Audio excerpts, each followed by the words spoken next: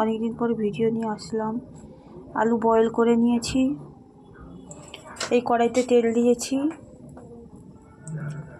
এই আলুর মধ্যে আলু সেদ্ধ করে নিয়েছি, তার একটা বাটিতে তেলটা গরম হচ্ছে।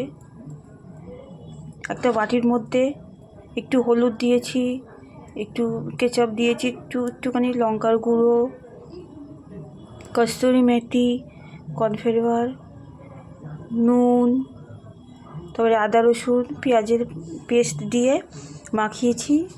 ওই আলু বয়েল করেছি সেদ্ধ করা, তারপরে নুন দিয়ে এই করছি, ছোটো ছোটো করে আলু করবো। দিলাম কড়াইতে,